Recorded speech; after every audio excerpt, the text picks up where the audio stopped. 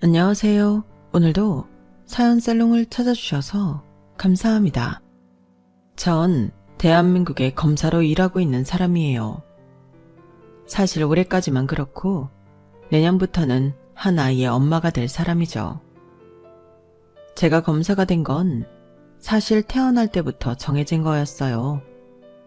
전 일남 일녀 중 둘째로 태어났고 저희 아버지, 오빠, 큰아버지, 고모, 사촌들까지 거의 온 가족이 법조인이라고 해도 과언이 아니거든요.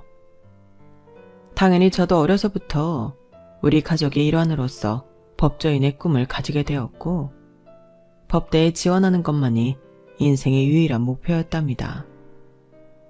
제가 살아온 환경은 그런 목표를 의심할 수도 없는 환경이었어요. 그래서였는지는 몰라도 전 남들 다 한 번씩은 겪는 사춘기도 방황도 겪지 않고 마침내 검사가 될 때까지 그저 앞만 보고 달렸죠. 제 진로에 대해서는 추워도 의심을 해본 적이 없었으니까요. 그런데 몇 년 전부터 갑자기 뒤늦은 사춘기, 아니 오춘기가 온 것 같았어요. 해를 거듭할수록 이 일을 오래 하긴 어렵겠다는 생각만 들었죠. 그러면서도 이 일이 아니면 무슨 일을 해야 할지도 모르겠고 말이에요. 그런 절 곁에서 돌봐준 건 바로 남편이었답니다. 저희 남편은 정말 자상하고 능력도 좋은 사람인데요. 제 이런 고민을 자신의 일처럼 진지하게 들어주었고 제가 어떤 선택을 하든 응원해주겠다며 잠자코 제 선택을 기다려주었어요. 정말 좋은 사람이었죠. 그런데 저는 그 타이밍에 제가 검사가 된 게 신이 주신 기회이자 제 운명이었다는 사실을 깨닫게 된 사건을 만나게 되었어요. 운명적으로 검사로서 할 일이 있었기 때문에 검사가 된 것이었죠. 불과 몇 개월 전 겪었던 그 사건을 지금부터 여러분께 말씀드릴게요. 지금으로부터 약 2년 전 저는 굉장히 큰 사건을 하나 맡게 되었어요. 전직 판사가 수많은 비리를 저지른 데다가 폭력 사건까지 저질렀던 사건이었죠. 현실적으로 전직 판사의 사건은 이래저래 머리가 터지는 일이었기 때문에 당시 저는 매일같이 야근을 할 수밖에 없었어요. 다른 사건도 물론 많았고요. 제가 그렇게 바쁘다 보니 하루는 남편이 야참으로 먹을 만한 음식을 들고 사무실 방문했습니다. 제가 그렇게까지 바쁜 일이 간혹 한 번씩 있다 보니 남편은 그럴 때마다 저와 사무실 식구들을 위해 음식거리를 사오곤 했어요. 다른 직원들은 야식을 먹으며 한숨 돌리고 저는 남편과 함께 따로 식사를 했는데요. 저희 남편은 사실 성공한 벤처 사업 대표예요. 장애인들을 위한 편의 서비스를 제공하는 사업을 하는 멋있는 사람이죠. 처음 그런 사업 아이디어를 내게 된 것은 사실 남편 본인이 한쪽 눈이 거의 안 보이는 시각 장애인이기 때문이었습니다. 왼쪽 시력의 8, 90%를 잃은 상태로 사실상 왼쪽 눈은 안 보이는 것과 다름이 없어요. 남편은 자기처럼 어려움을 겪는 사람들을 돕기 위해 언제나 일에 열정적이었고 성실하고 똑똑한 사람이었어요. 그리고 그 당시엔 본인도 굉장히 바쁠 시기였는데도 절 챙기러 와주는 자상한 사람이었죠. 당신 많이 피곤하지? 한동안 좀 덜 바쁜 것 같더니 또 무슨 큰 사건이 하나 터졌나 보네. 일이 얼굴 보기 힘들어서야 원. 나보다 당신이 더 피곤하겠지. 당신이야말로 요즘 새벽부터 새벽까지 일하잖아. 나야 대표니까 정 힘들면 마음대로 할 수 있지만 당신은 아니잖아. 대체 무슨 사건이길래 다들 몇 날 며칠 동안 제때 퇴근도 못하는 거야. 내용이야 뻔한데 문제는 기소당한 사람이 전직 판사라 좀 껄끄럽게 됐어. 김땡땡 판사라고 한때는 좀 유명했던 양반이긴 한데 당시에도 안 좋은 얘기들로 유명했어서. 뭐? 김땡땡 판사? 혹시 내가 살던 지역에서 근무했던 사람이야? 아, 맞아. 당신 어렸을 때 살았다던 그 지역 판사였을 거야. 근데 왜? 당신이 그 양반을 어떻게 알아? 남편은 그저 어쩌다 알게 되었다며 대답을 흐렸지만 표정이 굉장히 복잡해 보였어요. 제가 말 나온 김에 그 사람이 예전 명성으로 떵떵거리고 살다가 가족 동료들에게 전부 외면당하고 나서야 이렇게 죗값 받게 되었다며 짤막한 상황을 전달해주자 남편의 얼굴은 더더욱 미묘한 표정으로 굳어졌죠. 웬만하면 저한테 비밀이 없는 사람인데 평소답지 않게 입을 굳게 다무니 저도 더는 캐묻지 않았지만 한동안 남편의 그 표정은 제 뇌리에서 잊혀지지가 않았어요. 그런데 전 얼마 지나지 않아 남편이 왜 그 전직 판사의 이름을 알고 있었는지, 왜 그 이름을 듣고 그런 복잡한 표정을 지었는지 이유를 알게 되었어요. 정말 우연한 기회로요. 하루는 시어머니한테 전화가 왔는데 깜짝 놀랄 만한 얘기를 하시더군요.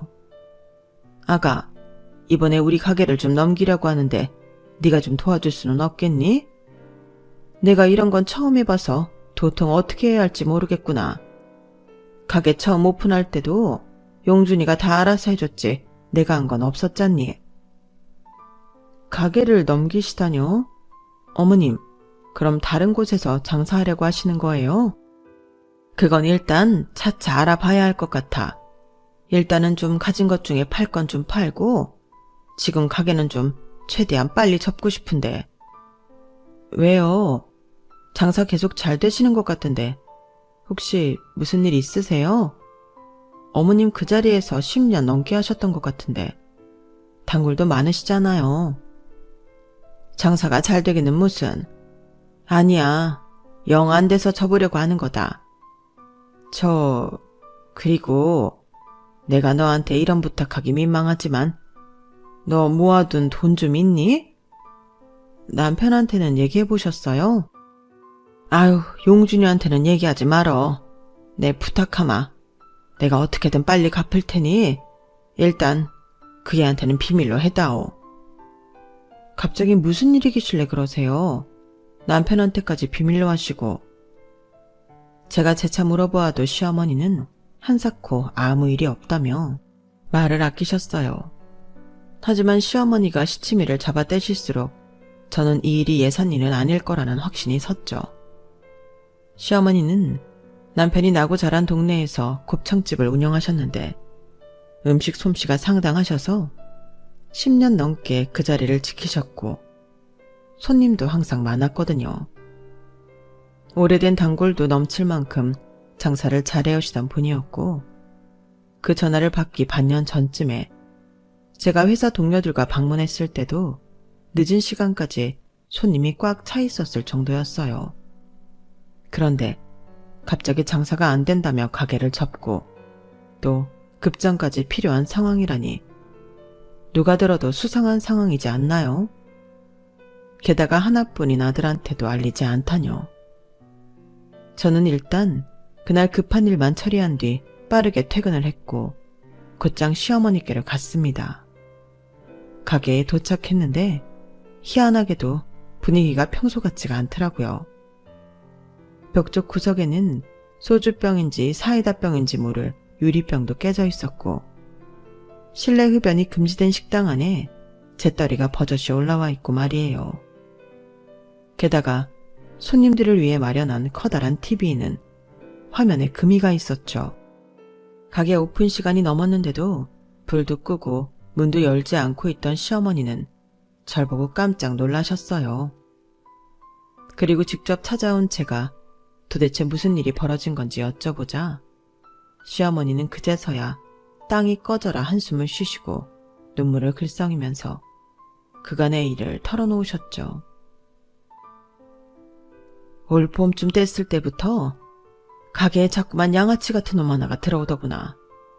처음 며칠은 험악한 인상에 머리도 일주일은 안 감은 행색으로 혼자 와서 밥을 먹길래 무슨 노숙자인 줄 알았다.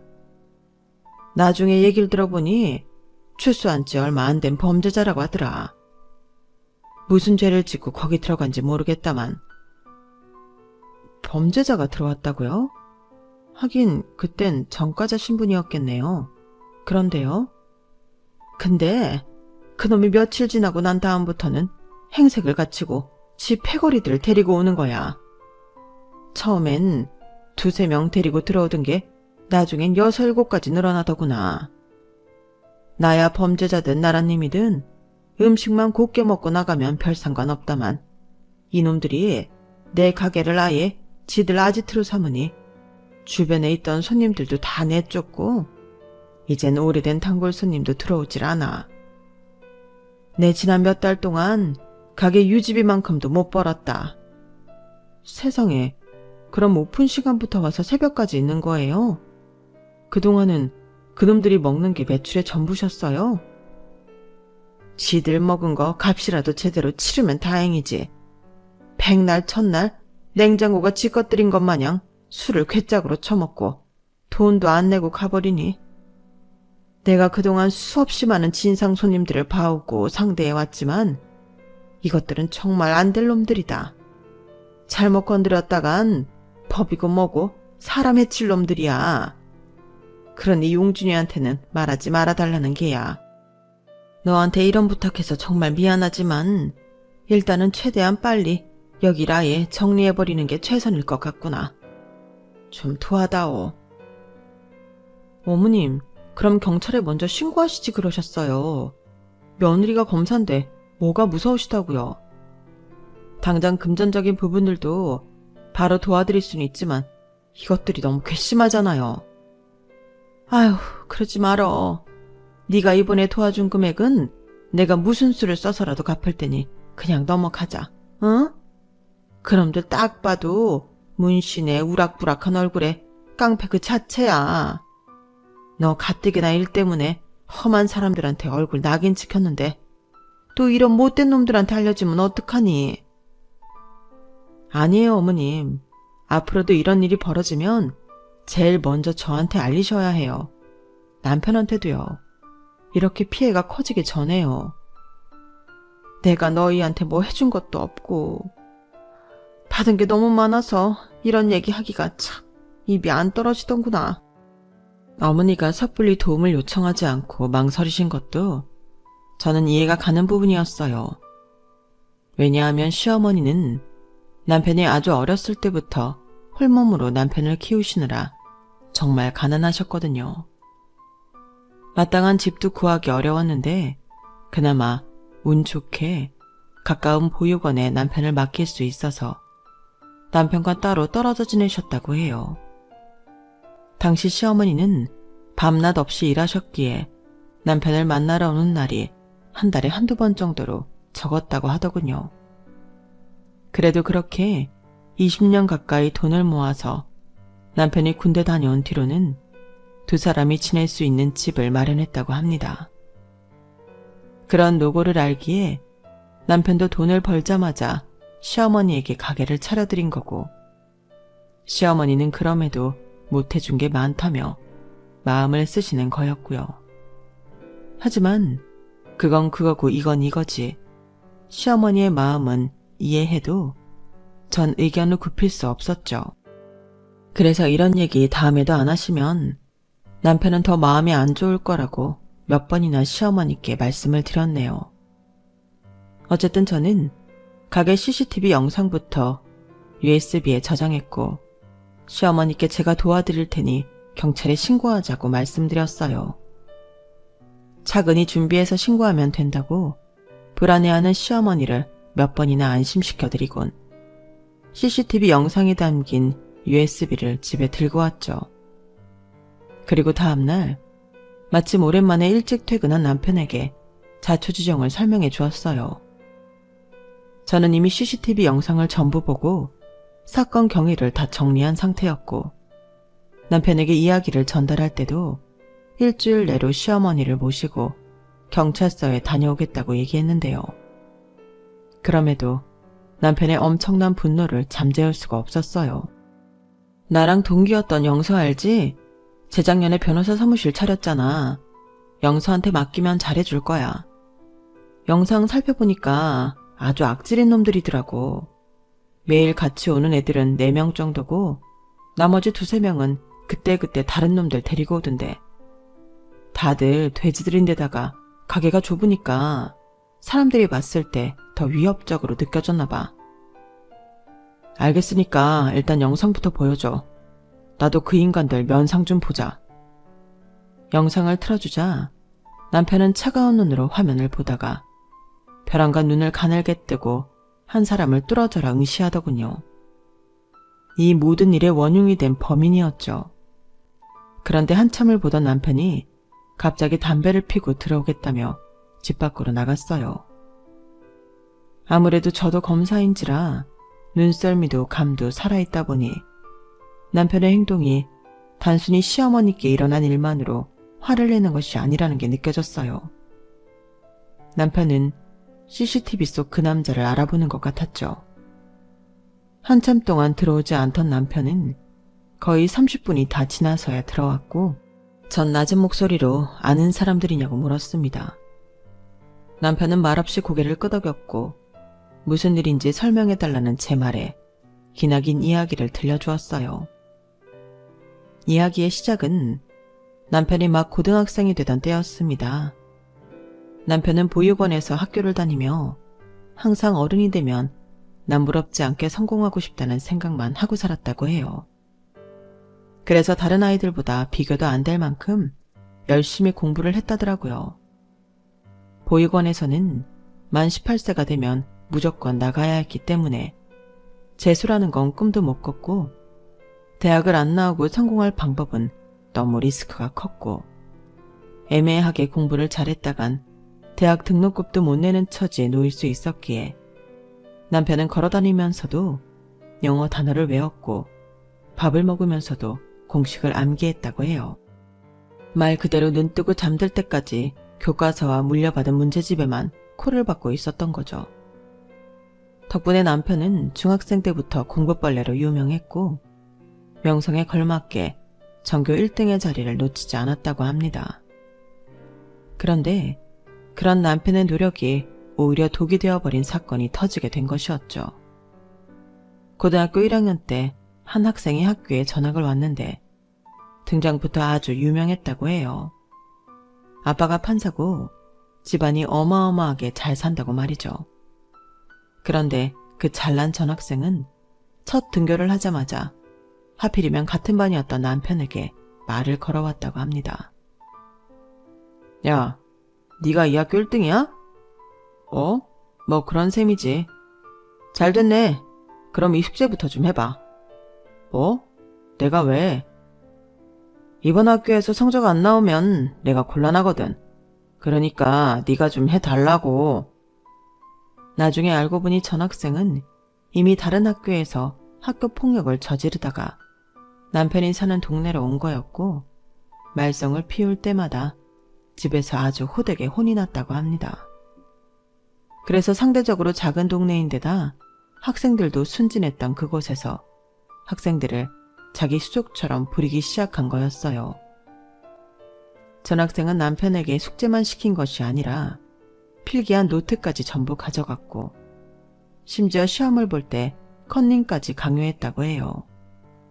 남편은 당연히 처음엔 거부했죠.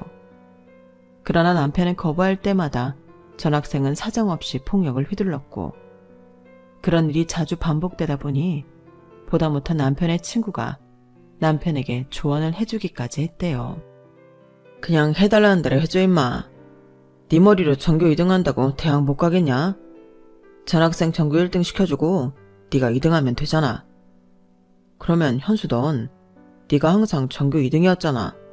가지꺼. 나도 3등으로 내려가도 상관없어. 지금 성적이 중요하냐? 네 몸을 좀 봐라. 결국 친구의 설득에 남편은 고분고분하게 전학생의 요구에 따랐고 전학생은 정말로 전교 1등까지 거머쥐게 되었어요. 그런데 당연히 전교 2등쯤 될 줄 알았던 남편의 성적이 전교 꼴등 점수가 나왔다고 합니다. 전 과목이 0점 처리가 된 것이었죠. 남편이 깜짝 놀라 교무실로 가서 따지니 선생은 누군가 남편이 부정행위를 저질렀다고 신고했다면서 처벌을 내리지 않은 걸 다행으로 여기라고 했답니다. 남편은 당연히 거세게 항의를 했죠. 제가 혼자 그런 짓을 저질렀겠어요? 저 하던 대로만 하면 늘 그래왔듯 성적 잘 받을 애인 거 아시잖아요. 김지환 걔가 맨날 때리고 협박해서 그런 거라고요. 그래? 그럼 이따 확인해보마. 선생은 아무렇지도 않게 대꾸하더니 아무런 생각도 없이 종례 시간에 학생들이 다 보는 앞에서 전학생한테 질문을 했다는 거예요. 어이 김지환, 네가 조영준한테 커닝하라고 시켰어? 네? 아니요. 제가 왜요? 들었지? 아니래잖아. 종례 끝이다. 하교해라.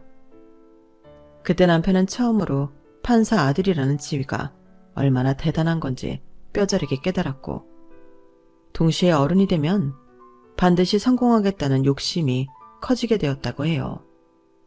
반면 전학생은 심기가 많이 불편했는지 종례 시간이 끝나자마자 남편을 끌고 가서 엄청나게 분풀이를 했고, 그 과정에서 남편은 왼쪽 눈을 크게 다치게 된 거였어요.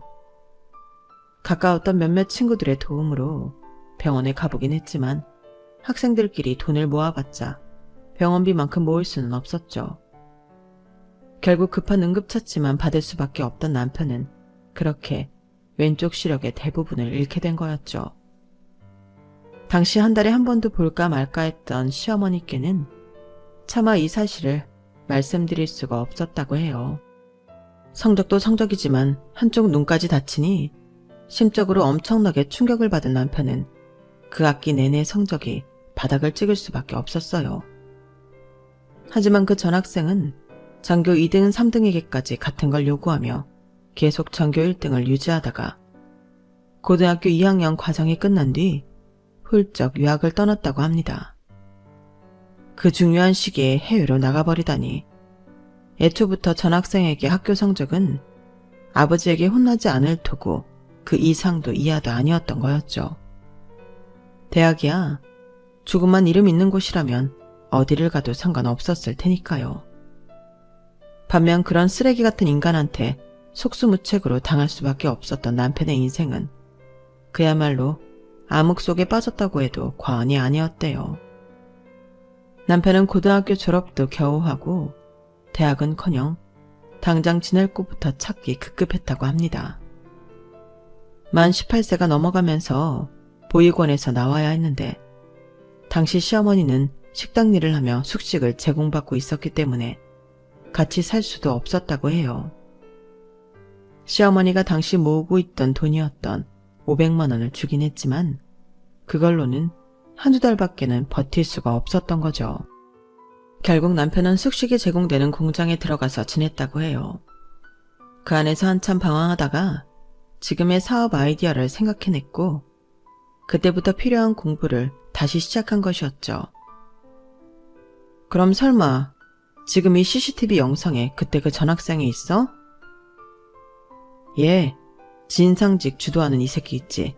얘가 걔야, 김지환. 세상에, 아니 그렇게 성적도 챙기고 유학까지 다녀왔으면서 어떻게 전과자 신분이 될 수 있지? 모르지. 근데 걔 아버지도 지금 상황이 안 좋다며. 당신이 최근에 계속 보던 사건, 그 김땡땡 판사가 얘 아버지야. 아, 외동아들이 하나 있는데 거의 연 끊고 산다는 건 알고 있었어. 이것들을 어떻게 처리하지? 저는 남편과 연애 3년, 결혼 3년, 총 6년 동안 만나면서도 이렇게 깊은 과거사는 알지 못했어요. 남편의 한쪽 눈이 불편한 건 알았지만 이렇게까지 어두운 이야기가 원인일 거라곤 생각지도 못했죠.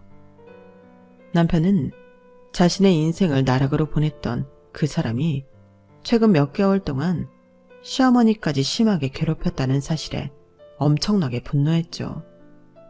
그래서 저에게 경찰서에 본인도 같이 가겠다며 그 인간을 벌줄 수 있는 거라면 뭐든지 하겠다고 했어요. 그 인간뿐만 아니라 CCTV 속에는 남편이 아는 얼굴이 몇 더 있다면서요.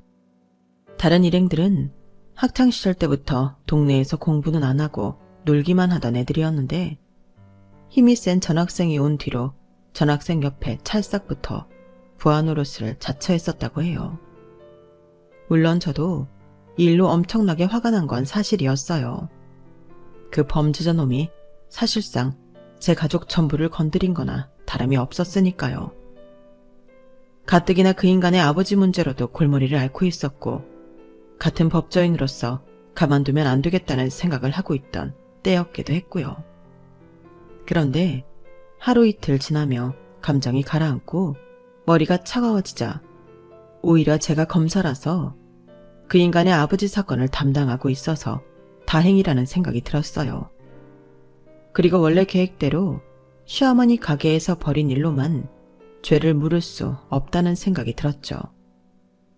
남편 역시 그 사이 이성을 되찾았는지 제 말에 동의했고 자신이 연락하고 지내던 딱 2명의 동창에게 이 사실을 알리고 싶다고 하더군요. 바로 그 동네에서 같이 나고 자라며 항상 나란히 전교 1, 2, 3등을 해오던 삼총사였죠. 그리고 고등학교 시절에 그 양아치에게 집중적으로 괴롭힘과 착취를 당했던 피해자들이기도 했고요. 저 역시 그분들이 결혼식에도 오고 가끔씩 남편과 함께 얼굴도 봤기에 안면이 있었어요. 전교 2등이었던 친구는 대형 카페를 운영 중이었고 전교 3등이었던 친구는 대기업 IT 부서의 과장으로 일하고 있었죠. 소식을 들은 두 친구는 남편만큼 화를 냈다고 합니다. 그리고 그 주 주말 저희 4사람은 함께 모이게 되었어요. 잊고 살았던, 아니 잊고 싶었던 과거를 다시 떠올리며 어떻게 하면 그 되먹지 못한 인간을 굴려줄까 고심하다가 전교 2등 친구가 입을 열었죠. 이번 동창회 있잖아. 그걸 우리 카페에서 하자. 왜? 동창회 잘 나가지도 않으면서. 하도 안 나가니까 나한텐 이제 연락도 안 와. 지금 얘기 종합해보면 출소한 지 얼마 안 됐다. 사기를 치고 다닌다. 고등학교 때 시중 들던 애들을 다시 불러 모았다 이거잖아. 그럼 김지영 걔가 동창회를 안 오겠어? 당연히 누구 하나 등쳐먹으러 오겠지. 그러니까 지금 그 동네에서 지내는 거 아니야. 일리가 있긴 하네. 하지만 이미 몇 명은 만났을지도 몰라. 지 아버지도 지금 나락가게 생겼는데 걔가 기댈 곳이 없을 거 아니야. 기댈 곳 있고 잘 나가는 애가 옛날 동네 와서 골목대장 노릇하고 있겠어? 그날 아예 판을 짜서 부르고 한 번에 터트리는 게 나을 것 같아. 얘 똘마니들은 그래도 몇 번 동창회 왔었으니까 이번에 연락하면 무조건 나올 거야. 친구분의 말에 저도 일리가 있다고 생각이 들었죠. 그래서 저희 4사람은 저희가 가진 모득 재력과 인맥 2대를 써서 판을 짜기 시작했어요. 카페 공간을 무료로 대준다는 연락에 동창들은 좋다고 장소를 남편 친구의 카페로 정했고 당일날이 되자 3, 4, 5 사람들이 모여들기 시작했죠. 야, 카페 엄청 크다. 현수 너 이 자식 한동안 연락 안 되더니 그새 더 잘 나가는 것 같다. 이거 네 건물이야? 이거, 이 뒤에 거, 그 뒤에 거까지. 새끼 부럽다. 조용준? 설마 조용준도 왔어? 저는 일하는 사람인 척 카페 앞치마를 두르고 커피 머신이 있는 쪽에서 모든 상황을 지켜보고 있었어요. 동창들은 하나같이 제 남편을 보고 놀라움을 금치 못하더군요. 잘 나가는 벤처 사업 대표가 되었다는 소식에 너라면 그럴 줄 알았어. 뭐래도 성공해 있을 줄 알았다. 라며 진심 어린 축하를 건네는 모습도 봤고요. 자리가 어느 정도 찼을 무렵 저희가 예상한 대로 주인공이 나타나더군요. 바로 그 전학생 김지환 말입니다. 저는 CCTV 영상과 몇몇 사진으로만 봐서 실제 얼굴을 처음 보는 거였는데 실제로 보니 관상 자체가 아주 기분 나쁜 인간이었어요. 덩치만 크지 직업상 실제로 위험한 사람들을 많이 봐왔던 제 눈에는 무슨 대단한 조직폭력배는커녕 질이 한참 나쁜 양아치 그 이상도 이하도 아니더군요. 걸치고 있는 옷이며 신발 옆구리에 낀 카우치까지 전부 명품이었음에도 그 전부가 하나도 조화를 이루지 않아서 촌스럽게 그지없었어요. 돈 많은 집안 아들이라고는 상상도 못할 만큼 싼 티가 났죠. 게다가 눈빛은 탁하고 이도 샛노란 게 가까이 가면 담배 쩐내가 날 것 같은 외모였어요. 제가 그전까지 봐왔던 양아치 중에서도 외적인 걸로만 봤을 때는 가장 최악이었죠. 그 양아치 놈은 카페 안으로 들어오자마자 껄렁거리며 자기 부하 노릇을 하는 3명의 다른 남자들과 지들끼리만 하는 농담을 주고받으며 킬킬거렸습니다. 동창들은 그들 무리를 발견하자마자 하나같이 표정이 굳으며 순식간에 분위기가 어두워지더군요. 속닥거리는 말을 들으니 대체 누가 쟤들을 부른 거냐며 볼멘 소리를 하는 이들이 적지 않았어요. 김지아는 들어오자마자 제일 안쪽 테이블에 있던 남편과 두 친구들에게 다가왔습니다. 그러더니 전교 2등한테 바로 말을 걸더군요. 어이 현수, 오랜만이다. 너 성공했구나. 여기 장소 네가 제공했다며. 여기 네 카페야? 내 카페니까 불렀지. 그럼.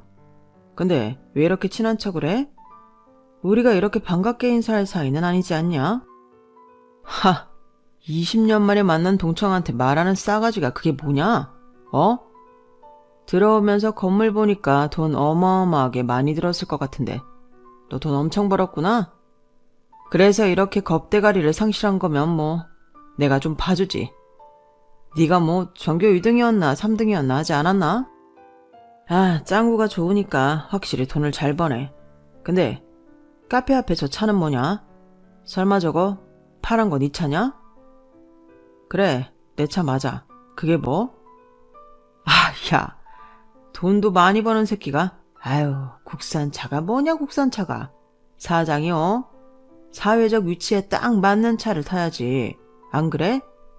내가 어떻게 외제차로 한 대 기깔나게 뽑아줘?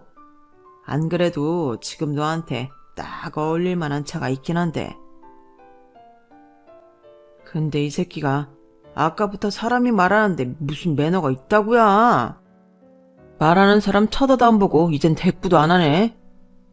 노골적으로 본인을 무시하자 갑자기 김지아는 곁에 있던 빈 의자를 걷어차고 일어나더군요. 그제까지 숨겨두고 있던 양아치 본색을 드러내려고 한순간이었죠.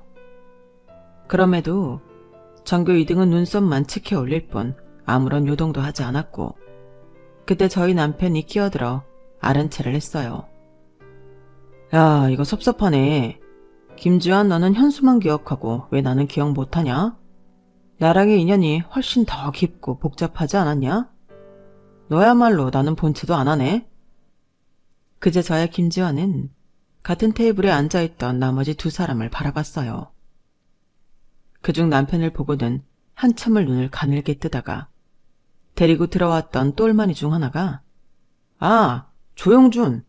이라고 한마디 외치자 그제야 생각이 난 듯 아, 고아! 라고 하더군요.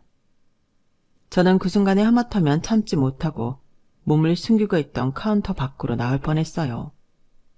저희 남편은 그 양아치 때문에 인생 자체가 구렁텅이에 빠져 영영 못 나올 뻔했는데 그 썩을 놈은 누가 말해줘야 생각이 났을 정도로 잊고 살았다는 게 너무나 괘씸하고 화가 났죠. 남편과 친구들 역시 표정이 무섭게 굳어졌어요. 그 양아치 놈은 그러거나 말거나 아주 배를 잡고 깔깔대며 웃더군요. 아니 이게 누구냐? 전교 꼴등 아니야? 야, 너도 뭐 나이 먹고 오히려 훤칠해졌다. 완전 못 알아볼 뻔했네. 전에는 비리비리했던 놈이. 너도 못 알아보겠는데 뭘. 옛날에는 그래도 부잣집 도련님 느낌이 나긴 하더만 지금은 전혀 그런 티는 안 난다야. 원래 너희 집 잘 살지 않았었냐? 남편의 빈정거림을 한 번에 알아들은 그 양아치 놈은 표정이 곧바로 험악해지더군요. 다른 동창들은 남편과 그 양아치가 말싸움이 붙자 모두 숨을 죽이고 이쪽 테이블만 바라보고 있었어요. 넓은 카페 안 전체에 긴장감이 돌았죠. 그놈은 시어머니 가게에서처럼 진상을 피우는 게 목적이 아니었던 건지 남편을 한참 노려보다가 억지로 표정을 풀고 성질을 죽이더군요. 놈의 목적은 동창들을 상대로 폭력을 휘두르는 것이 아니라 사기를 쳐서 최대한 큰 돈을 뺏는 것인 듯 했어요.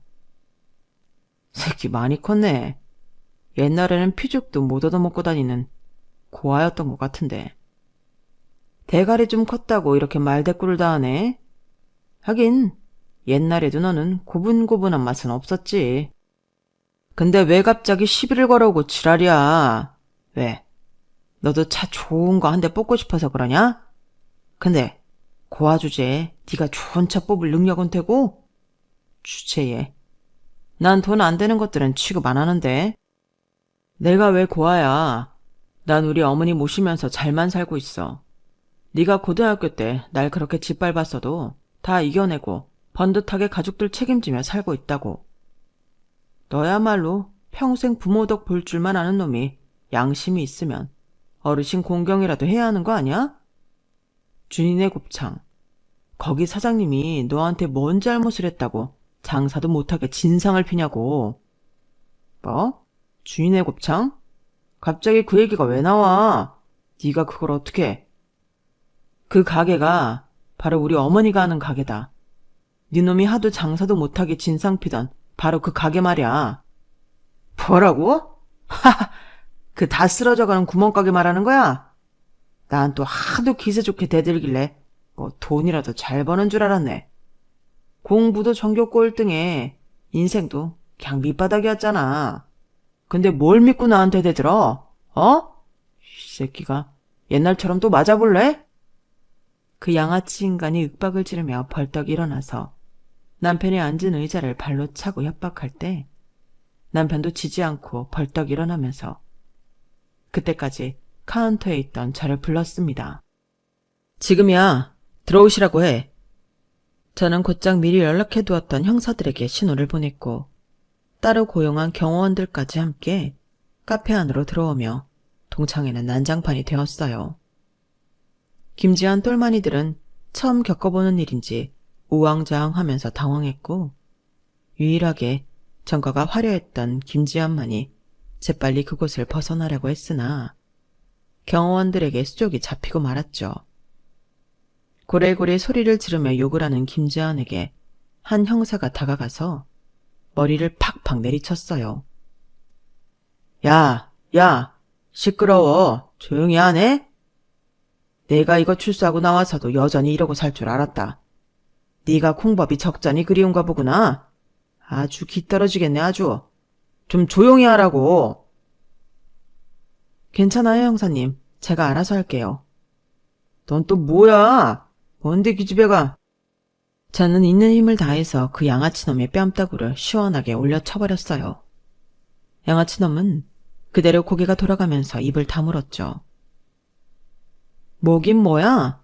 조영준이 아니지. 아니, 그 전에 검사다 이놈아. 내가 네 사건은 친히 제대로 맡아줄 테니 이번에 감방 들어가면 평생 못 나올 생각해라. 알겠냐? 제 말에 그 양아치놈은 저승사자라도 만난 양 얼굴이 새하얗게 질려버렸어요. 그리고 남편과 친구들이 이쪽으로 다가왔죠. 그들을 본 김지환은 그야말로 겁에 질린 양처럼 바들바들 떨더군요. 남편과 친구들은 그 못된 놈을 흠씬 두들겨 패주었어요. 남편은 꼼짝 못하고 참교육을 당한 그 양아치 놈을 보면서 소리쳤습니다.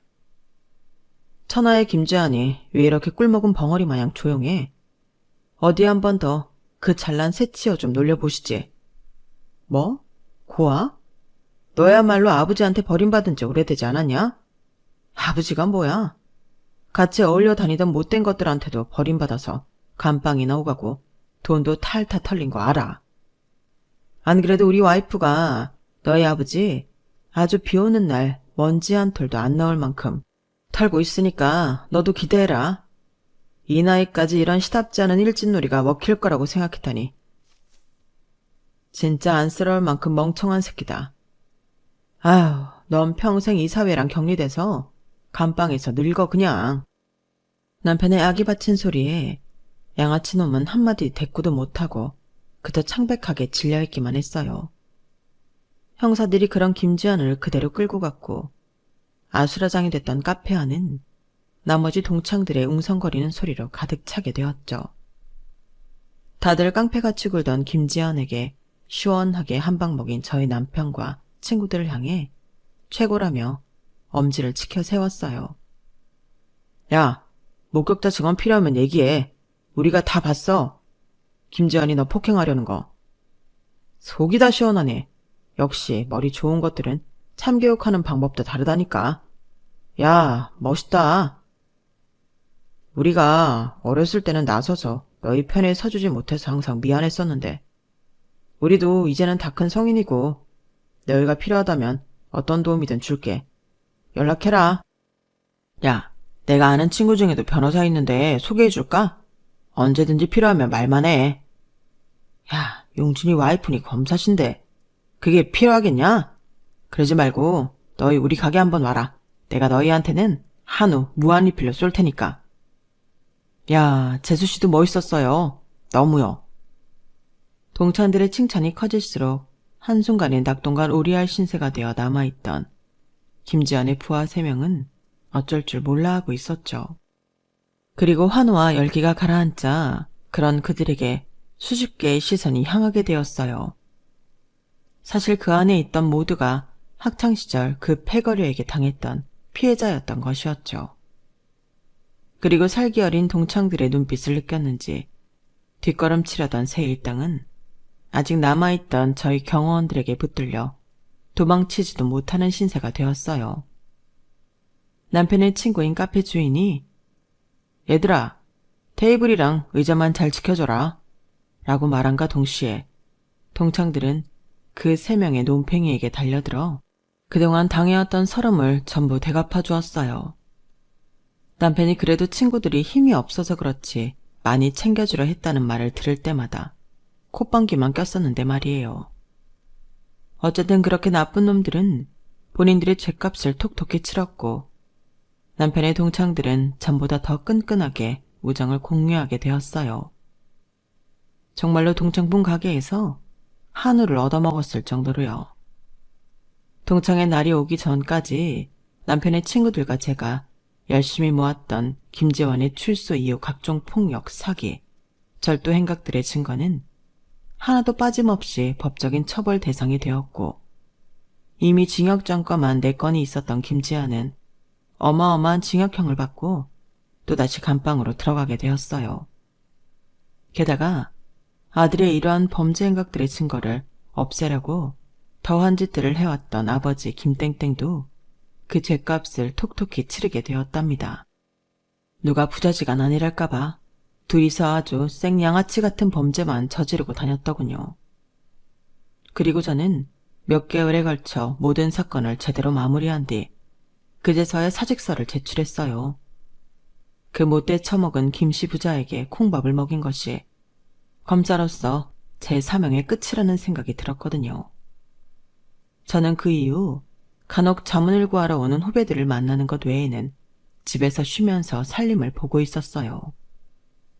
아, 그리고 시어머니가 큰 금액의 피해 보상금을 받고 좀 더 넓은 가게를 차리게 되셔서 새 곱창집 일도 자주 도와드리고 있고요.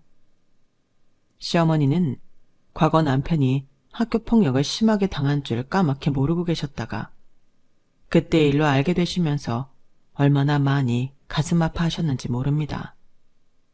남편이 그런 시어머니께 자신은 과거를 딛고 지금 이렇게 번듯하게 성공했으니 오히려 다행이라며 위로를 해드려서 겨우 진정을 하셨죠. 저에게도 얼마나 고마워하셨는지 몰라요. 집안에 복덩이가 들어왔다며 전보다도 더 저를 예뻐해 주셨답니다. 그리고 하나 더, 제가 쉬는 날이 많아져서일까요? 저희 부부에게는 얼마 전 아기 천사가 찾아와 주었어요. 험한 일들이 전부 지나간 뒤에 찾아온 아기 천사라 모든 가족들이 얼마나 기다리고 있는지 모릅니다. 내년에 저희 아기가 태어나면 벌써부터 얼마나 많은 사랑을 받을지 눈에 훤해요. 앞으로 이 세상에 나오게 될 저희 아기는 아빠를 닮아서 선하고 용기 있는 강한 사람으로 자라나길 바래요. 지금까지 저희 가족의 이야기를 들어주셔서 감사합니다. 항상 행복하시고 건강하세요. 여러분, 사연 댓글에 응원과 현명한 조언 부탁드려요. 좋아요와 구독은 저에게 큰 힘이 됩니다.